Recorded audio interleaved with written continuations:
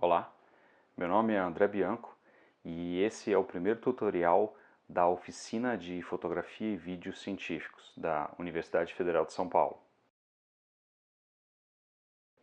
O que você precisa aprender para transformar sua fotografia, para dar um passo para uma aquisição de imagens de qualidade? Então, sem dúvida nenhuma, se a gente fosse escolher um elemento apenas da fotografia, eu falaria da fotometria.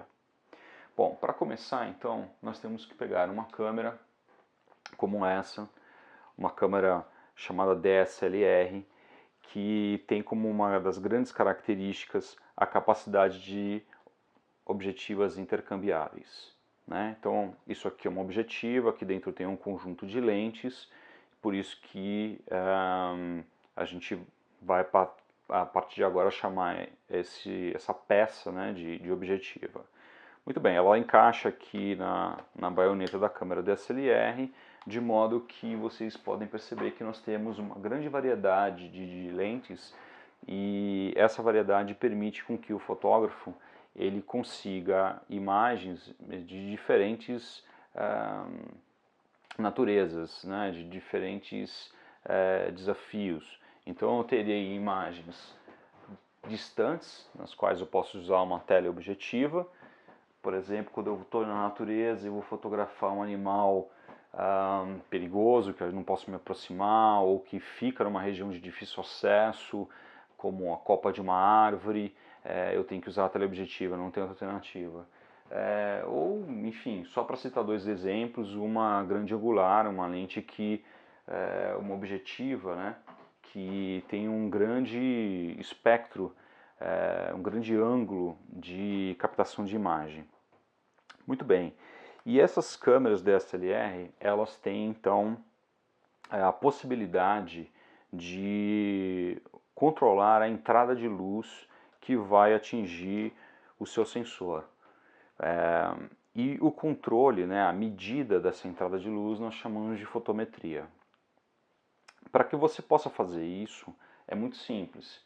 Você, estando de posse da sua câmera, ela ligada, você vai apertar o disparador.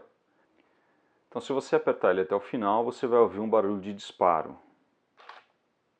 Mas se você apertar só até meio clique, você vai conseguir, olhando na ocular da sua câmera, observar uma régua de fotômetro no seu interior. Essa régua de fotômetro é o instrumento que vai indicar para o fotógrafo como está a entrada de luz na sua câmera. Basicamente, nós temos dois tipos de medida de luz na fotografia. A luz incidente, e aí você utiliza aparelhos como fotômetro de mão, e a luz refletida, que é aquela que você consegue captar no sensor da sua câmera. Então, com a medida dessa régua, se você deixar a marcação da régua exatamente no zero, você estará trabalhando numa entrada de luz que a câmera ela compreende como um equilíbrio entre tons claros e tons escuros. Claro, para o iniciante, ele sempre vai trabalhar com a régua, a marcação na régua no zero, né, para que você não tenha uma fotografia subexposta, ou seja, escura, e nenhuma fotografia superexposta, né, muito clara. Mas isso, já faço uma primeira ressalva aqui também, é um elemento que vai ser trabalhado também na fotografia artística. Então nós temos exemplos de fotógrafos que gostam propositalmente de trabalhar com fotometria um pouco mais escura e fotógrafos que gostam de trabalhar com fotometria um pouco mais clara. Essa é a linguagem desses fotógrafos e as fotos são absolutamente lindas. Então não é uma recomendação que o seu fotômetro esteja sempre num ponto de equilíbrio que é o zero da régua do fotômetro. Isso é apenas uma orientação para que você tenha, por exemplo, um registro no qual você tenha uma garantia de que você não vai perdê-lo por baixa luminosidade ou excesso de luminosidade. Uma vez dominada essa técnica, você vai começar a trabalhar com elementos um pouco subexposto, um pouco superexposto, para tentar produzir efeitos que sejam mais interessantes artisticamente. Bom, a câmera fotográfica possui 3 elementos básicos que são úteis para o controle da fotometria. Nós temos a abertura do diafragma, a velocidade do obturador e o ISO. Cada um desses elementos que eu acabei de mencionar serão tutoriais para 3 próximos vídeos. Então eu vou procurar falar um pouco mais desses elementos nesses momentos.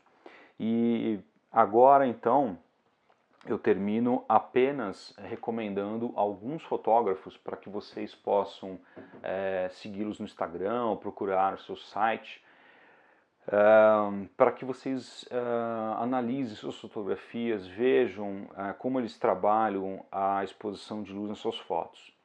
Um dos fotógrafos é o Érico Hiller. Ele é um ótimo exemplo de fotógrafo que trabalha de maneira espetacular aí a fotometria. Algumas das suas fotos ele busca propositalmente uma fotometria com uma subexposição, e isso dá um tom muitas vezes até poético para as imagens dele. Um outro fotógrafo também brasileiro é o André Lion. Ele é um fotógrafo de guerra muito conhecido